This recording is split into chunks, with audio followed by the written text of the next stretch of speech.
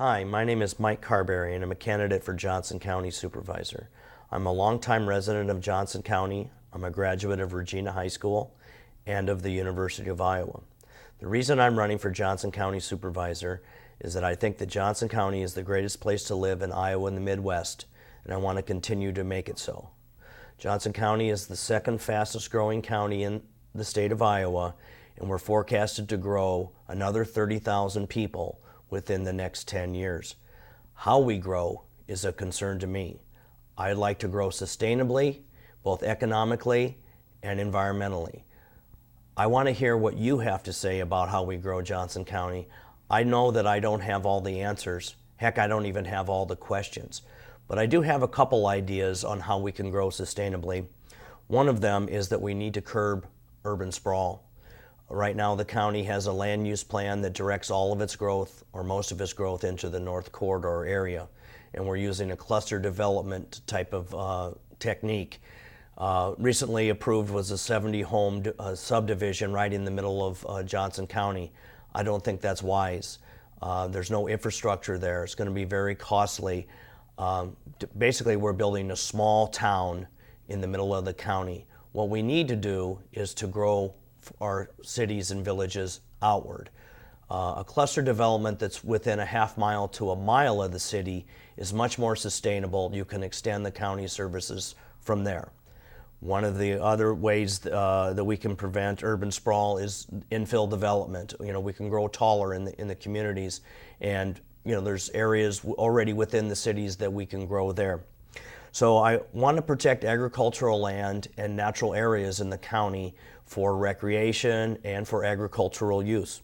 One of the other ideas that I have is to make Johnson County the local foods capital of Iowa.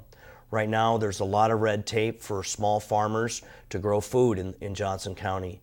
Well, I've met with a lot of local food producers, restaurant owners, farm-to-school operations, all sorts of people that are really invested in the local foods movement. And they tell me that Johnson County is just not a really good place to do business.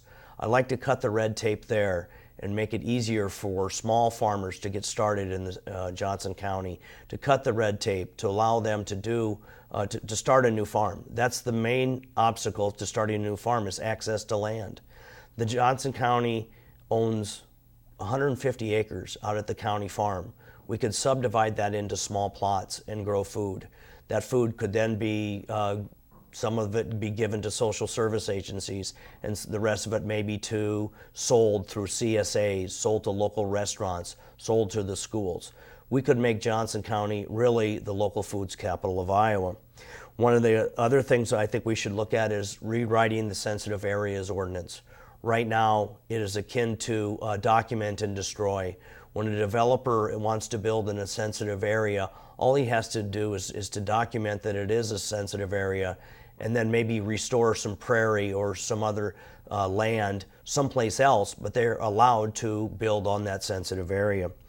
Another area of sustainability is mass transit into the county. Right now, we don't have bus services around the county, and we're very fast growing in the corridor. There's actually talk of building a third lane on Interstate 380. Well, one of the things I'd like to do before we do that is to restore the Krandic line, the interurban rail. But even before we do that, I think we need to establish a bus service into rural Johnson County. We could have an express bus that runs from Iowa City to Cedar Rapids, downtown to downtown. We could have local service, one that runs up 965, Iowa City to Coralville, to Oakdale, to North Liberty, to Shoeyville, Swisher area, stop at the Iowa City, Cedar Rapids area airport, and then go to downtown Cedar Rapids. We'd have another bus that runs up through Solon, Mount Vernon, and Cedar Rapids, and then return. We could have a bus to Tiffin, to Oxford, one from Lone Tree and Hills. And those buses could run at peak times, in the morning, at noon, and in the evening.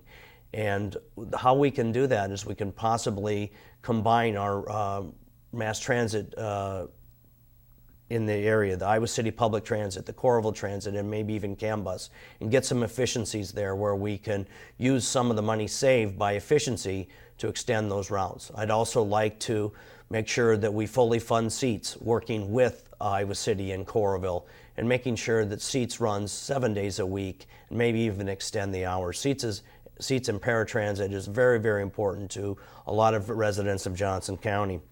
So I'd also like to continue to promote energy efficiency and renewable energy in the county. I worked through my job as a professional environmental advocate. I worked with the county to create a small wind ordinance. I'd like to do the same with solar and other forms of small renewable energy to cut the red tape again and make it easier for residents of Johnson County to produce their own renewable energy. So one of the areas of economic sustainability that I'd like to look at is TIF. We need to reform the TIF laws, which are tax increment financing, and we're going to have to work with the state to do that. Right now, I believe we need to establish sunsets on TIFs, 20 years. We need to make sure the TIFs are used for the right reasons, for economic development and in blighted areas. And I also think that we need to look at the piracy aspect of TIF. We can't have one Johnson County community stealing businesses from other based on TIF financing. So those are some of the ideas that I have as we move forward in Johnson County. I would like to do it sustainably. I am a professional sustainability professional, and I think that I could do a heck of a job. So I'd like to hear from you, Johnson County, on what your ideas are. So please contact me through my website, carberryforsupervisor.com. I'd appreciate your vote. Thank you very much.